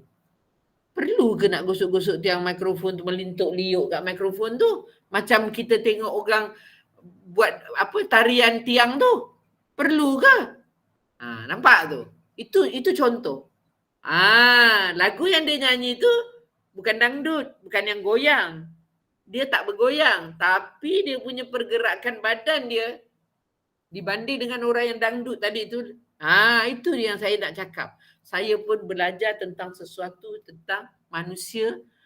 Kita tidak boleh melihat orang secara luaran. Walaupun yang pakai sleeveless tu dari sudut kerja, memang saya komen lah. Maknanya tak bagus. Dengan pakaian dia, dengan cara dia dalam kerja tu tak sesuai. Tetapi kita hanya mampu berdoa, kan? Akhirnya semua orang pun ramai yang berhijrah. Menutup aurat, kan? Jadi alhamdulillah ajalah. Tak ada apa pun. Itu cerita. So, kita mulakan sekarang, kita latihkan rasa tu lebih. Sebab bila kita ada rasa, kita akan jadi seorang manusia. Tapi kalau kita tak ada rasa, kita ada suara je, jadilah kita robot. Robot ikut je, baca Quran pun macam robot. Belajar tadabbur, semua belajar tadabbur. Tapi sebab kita kurang kemahiran merasa, yang orang cakap tu, kita tak rasa lah. Sebab kita kurang merasa, orang yang bercakap pun tak memberi dengan rasa, lama-lama benda tu macam sibuk aja tapi tak ada apa-apa. Jadi kita kena pastikan benda tu. Okey? Mari kita baca ta'awuz. Ta'awuz iaitu a'udzubillahi minasyaitonirrajim. Tapi tak naklah baca macam ni. Ini bercakap. Kita nak baca Al-Quran dengan murattal. A'udzubillahi minasyaitonirrajim. Sebab ceritanya kalau dengan Allah ni, kita nak minta mohon dekat Allah, lindungi kita ke apa ke, semuanya kita kena merayu. Betul? Semuanya kena merayu kat Allah. Ya Allah. Kita tak boleh cakap, ya Allah ampunkanlah dosaku. Kita boleh, ya Allah. Mohon kepadamu ya Allah yang maha pengampun. Mohonlah keampunanmu atas segala dosaku ya Allah. Mana boleh cakap, ya Allah ya Tuhanku ampunkanlah dosa-dosaku ya Allah. Dosa yang betul, dosa yang salah, dosa yang apa semua kita cakap. Tak ada rasa.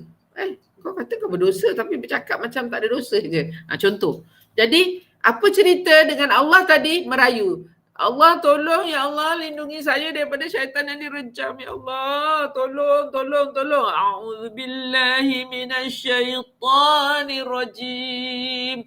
Mana penekanan dia? Syaitonirrajim. Jadi kita taklah macam A'udzubillahi minasyaitonirrajim. Tak adalah macam tu. Adalah lagu juga. Tapi lagu tu dikira yang tak ada apa-apa. So kita rasa.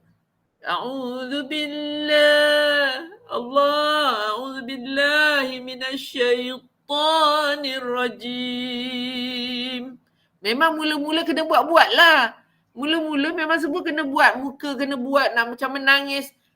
Tapi kalau muka ni, kalau yang kita buat tu tak ada dari hati, muka tak jadi. Mesti mula dengan hati dulu. Hati kita nak buat benda tu, dia akan keluar ke muka. Macam tu. Itu latihan. Bukan suruh buat depan orang. Latihan untuk membina perasaan.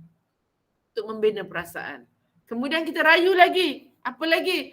Bismillahirrahmanirrahim.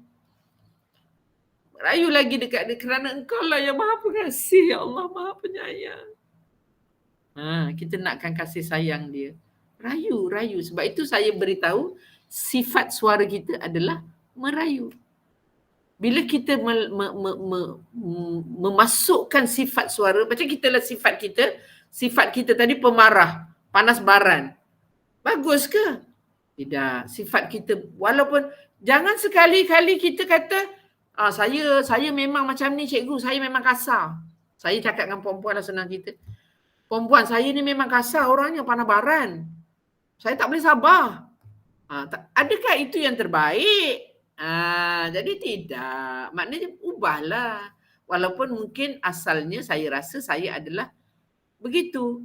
Tapi itu orang yang tak berilmu. Orang yang berilmu, dia akan sentiasa mengubah diri dia kepada kebaikan. Jadi kita cari. Sebab tu bila saya mengajar, bila orang kata, tak bolehlah cikgu, saya memang macam tu. Kalau ikut telinga ni dah panas lah dengar orang cakap macam tu. Tak bolehlah cikgu, saya memang macam tu. Bila kita kata memang macam tu, kita tidak membenarkan untuk diri kita berubah. Kita tak benarkan, kita dah tutup. Saya dah memang macam tu. Rugilah. Cari. Betul lah cikgu. Saya ingat saya macam tu, rupanya boleh jadi lain kita ubah cara kita cakap, boleh jadi lain Saya ingat dulu saya macam tu cikgu. Okey, lama-lama kita tak boleh cikgu, saya memang cakap cepat cikgu, memang tak boleh nak slow tak boleh, memang saya cakap cepat. Contoh. Jadi cikgu nak buat apa? Cikgu tak boleh buat apalah kalau kita sendiri dah cakap macam tu. Cikgu pun tak tahu nak cakap apa, akhirnya cikgu tak cakap dah. Dah tak cakap lah. Lepas tu dia Cikgu Siti dah lama tak panggil nama aku. Cikgu Siti lama dah tak panggil nama aku. Dia nak panggil, bila panggil suruh buat je alasan. Bila panggil suruh buat alasan. Lama-lama cikgu pun dah, daripada aku stres, dengar alasan, lebih baik biarkanlah dia. Bukannya biarkan tu nak biar dia macam kata biar si luncai terjun dengan labu-labunya. Biarkan dulu, berehat dulu. Bertenang dulu.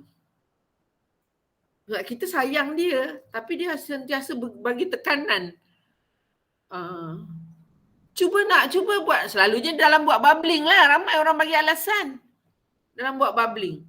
Tak boleh, memanglah tak boleh sebab benda tu tak biasa, bubbling.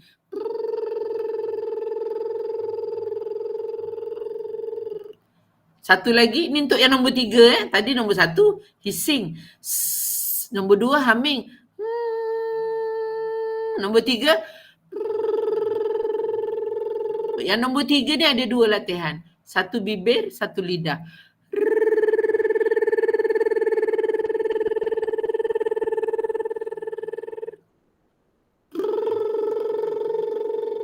Kalau kita bubbling tu dengan senyum kat bibir, dia susah nak jadi. Sebab bunyi akan tak cantik. Sebab tu diajarkan kita untuk senyum daripada hati. Ataupun dalam saya belajar vokal, dia kata senyum daripada mata. Senyumlah dari mata kamu. Jangan senyum di bibir. Senyum di bibir ini membuatkan bunyi bubbling tu jadi salah. Nak senyum kan? Tak jadilah. So kita senyum dari mata.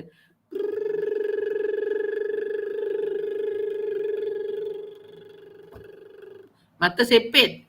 Tapi kita buka-buka lah jadikan senyum. Apa khabar? Bukannya apa khabar? Sihat? Macam itulah. Itu yang, sebab bila saya masuk kelas tajwid, kita dengar ustaz cakap huruf, sebutan huruf untuk baris bawah ni kena senyum sikit. Tapi kita senyum tu senyum yang dibuat. Tak jadilah. Bismillahirrahmanirrahim. Dia jadi mengetat lah. Mengetat jadinya. Dia bukan lagi terapung, dia jadi ketat. Dia nak terapung. Senang cerita, senyum aja dari hati. Senyum aja dari hati. Hati tu gembira dulu.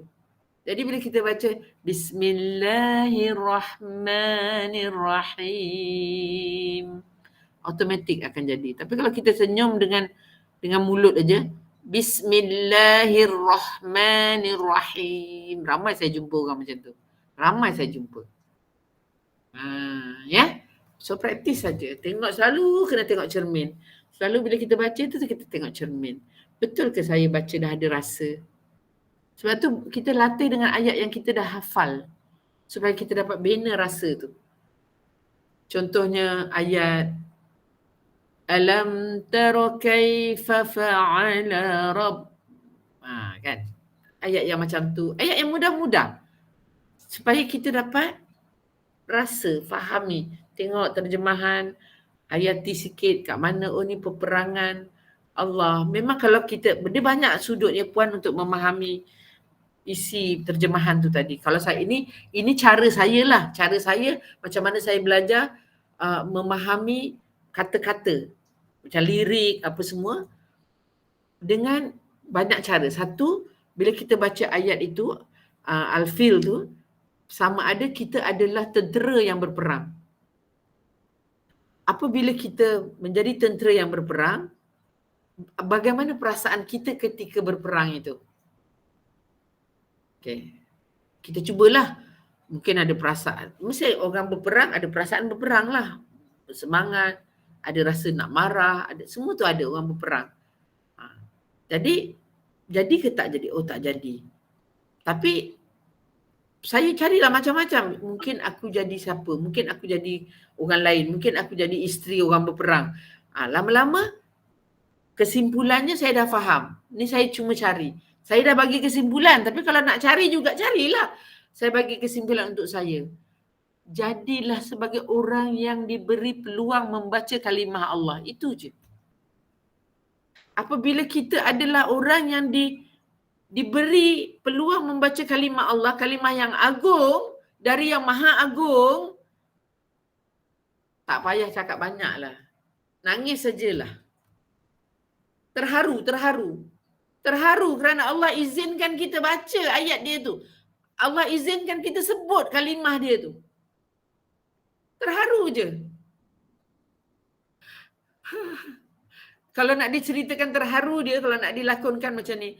Ya Allah, aku tak sangka Allah mau bagi aku baca, ya Allah. Macam tu. Macam dapat arahan daripada Agung.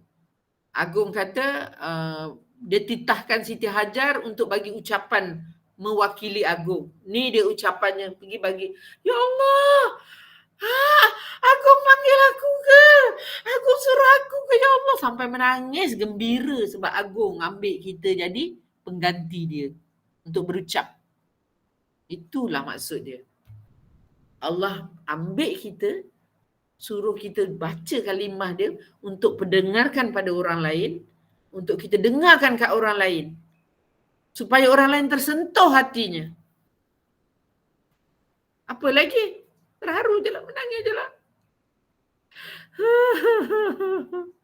Tapi janganlah sampai alam tarokai fa'ala rob. Janganlah sampai macam tu. Kawal lah. Tangisan tu yang biar air mata je jatuh. Alam tarokai fa'ala rabbuka bi ashabil fil. Contoh.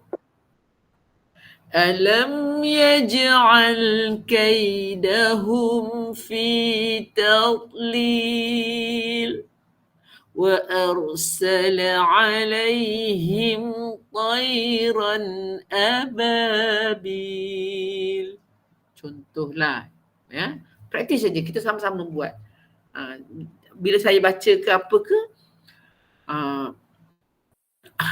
memanglah tak sempurna ke apa ke, itu hak saya lah. Tak sempurna ke apa, saya boleh terima teguran, tak ada masalah pun.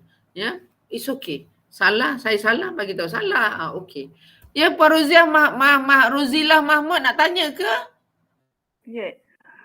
Cikgu, macam mana nak menjiwai sama ada menasyid ke, mengaji ke? Sama macam yang saya sebut tadi lah. Tak bayangkan ke macam mana? Ya, mungkin bukan bayangkan lagu tu. Mungkin dia senang aja. Kalau boleh fahami lagu tu lagi bagus.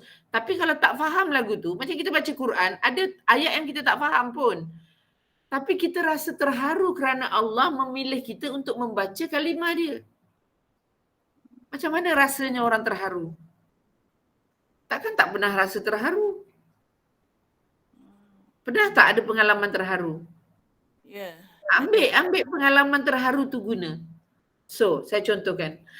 Allahumma salli salatan kamilatan wa salim salaman tamman ala sayyidina Muhammadin alladhi tanhalun. Contoh macam tu lah. Rasa. Bina. Lama-lama dia jadi lama-lama dia jadi. Sebab saya tahu ramai kawan-kawan kat sini yang tak dapat mencari rasa tu. Rasanya pegang satu je. Rasa terlalu gembira, terlalu terharu sampai menitiskan air mata kerana Allah memilih kita untuk membaca kalimah agung itu. Kalimah Allah tu yang kita nak baca semua ni. Kata-kata Allah. Allah bagi kat kita. Latih. Saya suka latih benda-benda ni dalam solat. Sebab tu kalau solat bersendirian tu, dapatlah kita latih benda macam tu. Bila kita solat, bila solat lah, contohlah solat asas 5 waktu kan. 5 waktu dah berapa rakaat kan. So, masa baca Al-Fatihah tu, baca tak kisahlah baca subhanallah ke, baca sujud punya ni pun cuba rasa subhanallah, subhana rabbiyal a'la wa bihamdi, subhana rabbiyal a'la wa bihamdi. Cuba rasa. Sebab kita rasa memuji dia tu. Pertamanya sebab dia masih memberi kita peluang untuk bersujud. Kan? Allahu Akbar.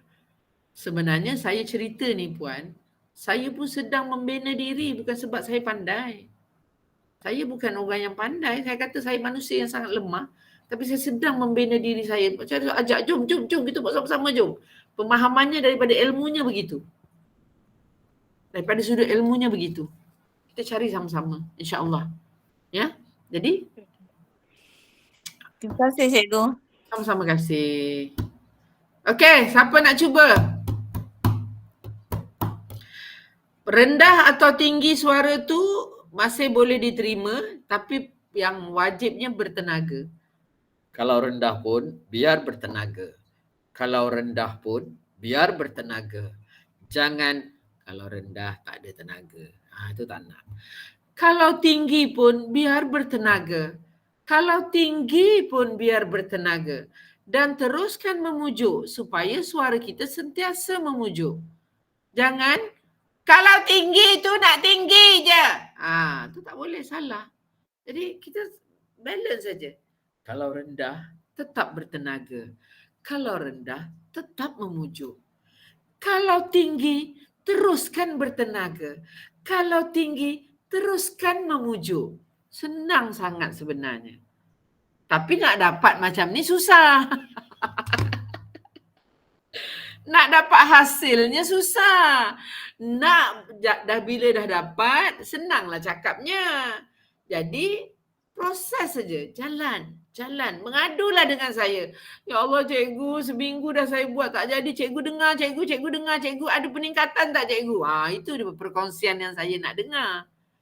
Seminggu dah saya buat cikgu, kelas dah jadi ke belum? Saya tak boleh dengar lah, saya tak boleh bezalah. Biar saya yang boleh membezakan mendengar. Tapi kalau saya kata belum tu, janganlah kecewa, janganlah kecewa, malu, tak perlu. Terus saja usaha. Okey cikgu, saya buat lagi nanti. Sebab setiap kali saya tegur belum, saya akan bagi tips. Biasanya begitu. Setiap kali saya kata belum, saya akan kata cuba buat dengan macam ni. Saya akan bagi cara. Jadi jangan takut untuk buat salah. Sebab dalam kelas tak ada tujuannya nak tengok yang sempurna. Namanya pun kelas. Kelas ni tujuannya nak tengok yang salah lah. Barulah boleh buat kelas. Kalau tidak, tak payah buat kelas lah kita. Kita tadarus sajalah semua kan. Konsep buat kelas tu pun kena faham. Sebab tu heran bila kita baca salah, cikgu kita marah. Cikgu kita kata, tak praktis ke? Berapa lama ni asyik ulang-ulang, asyik salah aja. Namanya pun kelas. Tak apalah dia buat salah, bagi tahu je lah. Salah tu kak. Salah tu. Kak praktis ke tak? Buat je lah macam tu. Sebab kita salah baca Quran.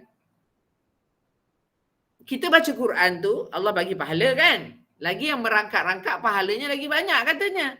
Okey. Kita salah ketika belajar membaca Al-Quran, kita salah, Allah potong tak pahala tu? Faham? Kita manusia belagak betul macam hebat daripada Allah. Anak murid kita salah, kita marah. Potong markah dia. Contohlah. Tapi adalah pada ujian, adalah sebab potong markah tu kerana nak memberi dia. Tapi tak perlu marah-marah lah. Tak perlu marah-marah macam tak faham ke saya dah cakap berapa kali. Huruf kha tu, kha. Macam tu. Tak faham ke mahraj tu? Tak boleh. Kalau dengar, masalah lah tu. Ya. So jadilah kalau nak jadi guru, carilah benda-benda yang berkaitan dengan psikologi, pedagogi, semua ni kan. Yang boleh kita menjadi yang biar nama kita terpahat di pintu syurga lah. Mudah-mudahan. Kita tak nak kita mengajar orang, kita jadi cikgu. Dekat dunianya diangkat-angkat, cikgu. Diangkat-angkat dapat pula pengistirafan. Diisytiharkan guru terbaik Malaysia, Guinness Book Record ke apa segala benda kan, disebut-sebut dengan orang. Masuk mati kan, bila pergi kat syurga, belum masuk syurga baru nak tengok nama kita tertulis. Tak ada pula nama aku. Sebenarnya aku jadi cikgu mengaji. Kenapa nama aku tak ada kat pintu yang mengajar orang mengaji? Malaikat pun ketawa je cakap kan. Yelah. Kau ngajar ngaji tapi macam apa? Macam itulah. Itu yang kita cari. Itu semua daripada cerita-cerita yang kita faham. Ada penceritaan orang buat cerita, orang bercakap. Lari sini. Kenapa ya Allah? Kenapa nama aku tak ada dekat golongan orang yang memberi sedekah? Kenapa nama aku tak tercatat? Nama kau dah kena padam, kata malaikat. Dia lari kat pintu sini. Tak ada. Nak tengok nama tak ada. Kenapa nama aku mana? Nama kau dah terpadam. Kenapa nama aku terpadam? Aku setiap kali bagi sedekah. Tapi kau dah tercakap dah. Kau tercakap dekat social media dah. Alhamdulillah hari ni dapat bersedekah makanan ke tahfiz. Tujuan dia? Sajalah nak share. Tak ada niat nak cakap. Bila dah jatuh bercakap tu dah jadilah tu. Alhamdulillah hari ni berbuka puasa dengan kurma yang dihadiahkan oleh Puan Roziah. Allah! Cakap ajalah terima kasih Puan Roziah bagi kurma. Cukup. Tak payah. Alhamdulillah hari ni berbuka puasa dengan kurma yang dihadiahkan Puan Roziah. Taglah Puan Roziah tu. Syukur, terima kasih. Kenapa nak cakap hari ni dapat berbuka puasa? Elok-elok puasa tu jadi ibadah kita dengan Allah tu sangat intim, padam. Sikit aja tak perasan. Betul tak? Sikit aja tak perasan. Sebab tu kena perasan. Jangan tak perasan. Bahaya. Bahaya. Saya jadi cikgu lagi bahaya. Sebab saya jadi cikgu, saya selalu kongsi. Kongsi masa saya tak pandai baca, macam mana bila saya pandai baca. Tapi ya Allah demi Allah, macam itulah kita kata perkongsian itu semoga memberi manfaat untuk orang mendapat ibrahnya, mendapat moralnya daripada apa yang saya lalui. Saya tak tahu orang lain punya pengalaman saya bila orang kata saya ni baca cikgu tak asyik salah je. Dia kata dengan saya macam tu. Saya ni baca, dia jadi malulah sebab tu saya tak masuk kelas, saya baca asyik salah. So saya ceritakan macam mana saya baca Quran. Bila saya baru boleh baca Quran. Bila saya boleh baca Quran, puan? Saya baru boleh baca. Belum ada 10 tahun pun. Kan?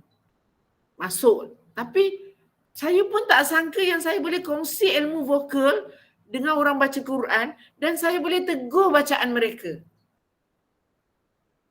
Jadi, bukannya cakap tu sebab saya pandai. Saya tahu Allah bagi saya kemahiran dalam bidang vokal.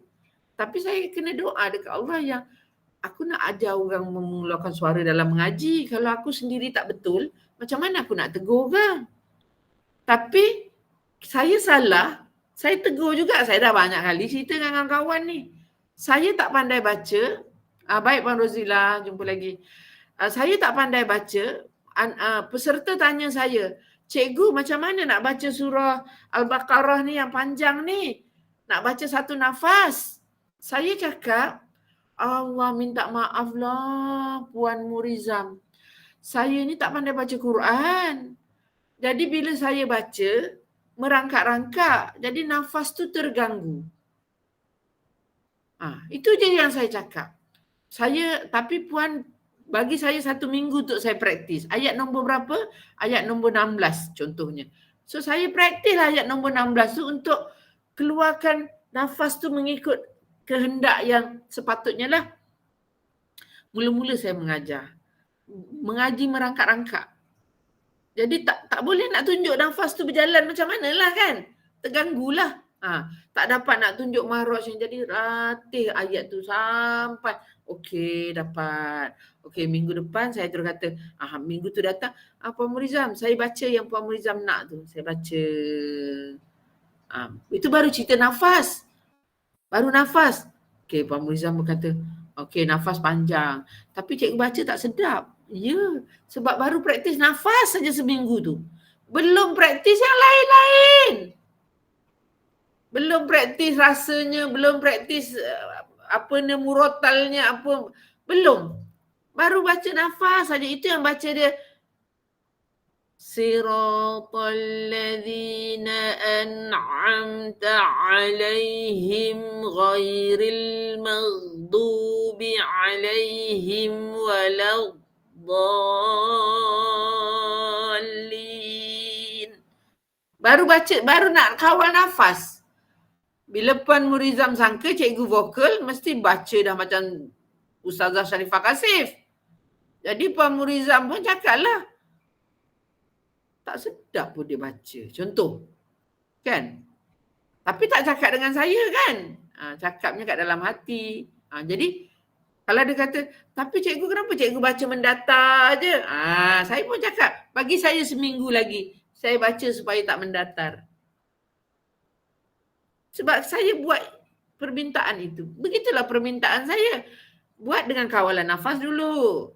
Kedua baru kawalan udaranya naik ke atas, bunyi dah keluar. Mula-mula buat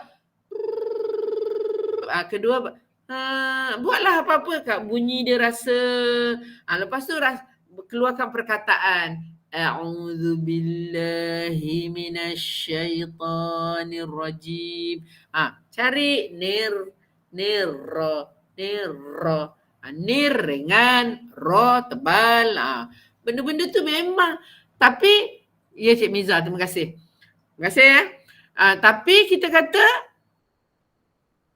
Allah pun dah tahu manusia tu lemah, takkan sempurna. Tapi proses dia membetulkan niro tu Allah dah catat dah. Masa baca tak jadi. Contohnya hilang juga, tak jadi. Sebab kita ni manusia kan, mulut kita kadang, nafas kita. Janganlah rasa macam, tension. Tak jadi-jadi. Kita kena mengakui yang kita tak sempurna. It's okay. So bersedialah dengan benda-benda ni. Seminggu depan saya harapkan pemahaman 3 mekanisme tu dah makin orang kata grow, dah makin bercambah. Dan dah boleh bubbling. Tak kira bubbling pendek ke, jadi ke, tak jadi ke, kongsi je. Buat aja. Kita melatih diri kita untuk menerima seadanya kita ni. Menerima seadanya kita. Boleh buat. Tak boleh. Tak boleh pun buat juga sebab nak tunjuk kat cikgu. Kawan-kawan nak ngata itu hak kawan-kawan. Tapi saya yakin kawan-kawan dalam grup ni tak akan mengata. Sebab kita semua dah tahu tu cerita pasal Allah, cerita pasal Quran. Takkanlah kita nak jadi manusia yang mengata orang, betul tak? Jadi kita tahu. Jadi so it's okay. Okay. Siapa nak cuba sebelum saya dah 11:30. Siapa nak cuba cuba satu ke dua orang? Cuba ya cikgu. Boleh silakan Puan Uziah. A'udzu billahi minasyaitonir rajim. Okey. Berhati-hati, bagus. Cuba berhati-hati menggunakan tu. Jim kurang cantik, jim udara menurun, jim tak terapung, udara tu tak terapung, jim udara menurun. So puan kena buat bubbling dengan lagu ni, lagu bismillah, a'udzubillahi minasyaitonirrajim ni, lagu dia tadi macam tu, bubbling kan.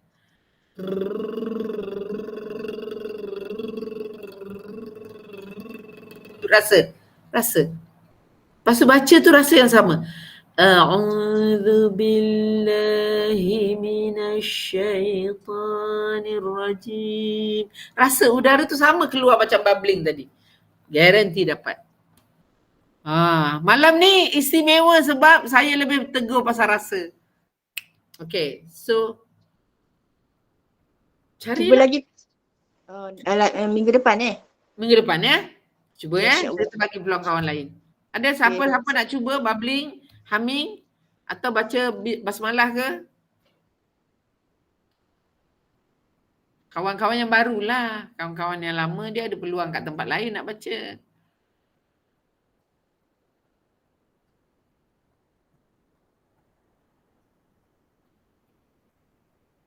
Macam nak tanya tu Puan Azlinda tu. Saya nampak dia macam nak tanya tu. Tapi dia nak tanya ke tak? Assalamualaikum cikgu. Waalaikumsalam. Saya sebenarnya nak share. Ya, silakan. Sebenarnya besok pagi saya ada persembahan. Diorang suruh saya baca Taranum lah. Di majlis Maulidur Rasul dekat Kemas daerah. Okey. Adik saya nak tanya, macam pagi-pagi kan kita kena baca pagi tau. Dalam pukul 9 saya macam persembahan pertama saya lah kan baca Taranum kan. Al-Quran. Jadi macam mana dia punya saya nak kena latihan tu bubbling apa semua dululah. Ya, Kan, empat perkara tu ulang. Daripada bangun nak mandi, bangun nak pakai baju, masa nak berjalan, masa masuk kereta, naik kereta, berjalan, naik tangga, buat aja bubbling tu. Okey. Dengan taranum ni lah. Taranumnya contohlah taranum tu nak dibaca, bertaranum dengan bubbling tu. Lalu pagi-pagi kan macam sempit. Ya, sebab pagi-pagi kita tidur, otot-otot kita semua lesu. Jadi sempit lah. Sebab tu kena warm up. Warm up tu bubbling. Mula-mula buat 4 tu, hissing, humming, tangtri, bubbling. Pagi-pagi nak pergi masuk toilet tu kan. Masa tengah mandi ke, buat itu 4 tu. Kemudian dah solat, apa segala semua. Masa nak pakai baju tu taranum kan. Bubbling aja. Mana-mana pun tak kisahlah, tapi bubbling ataupun humming, dua benda tu. Sebab bubbling tu bubbling. Contohnya A'udzubillahi minasyaitonirrajim. Contoh kan, bubbling kan.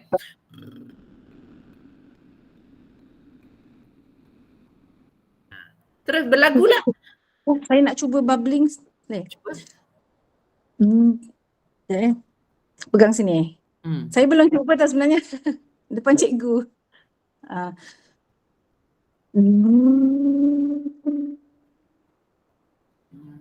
Salah tu.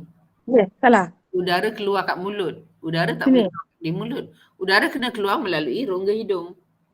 Okey. Okay. Rendah-rendah lah, tak apa. Buat dulu yang panjang dulu. Buat yang panjang dulu. Tu dia. Tekan betul-betul. Tekan betul-betul. Dekat pipi jangan tekan dekat bawah telinga tu. Dekat pipi ni. Supaya pipi tu tak kembung. Sebab udara masuk dalam mulut tak boleh. Kita tak nak udara masuk mulut. Kita nak udara pergi kat hidung. Okey. Cuba. Merayu lagi.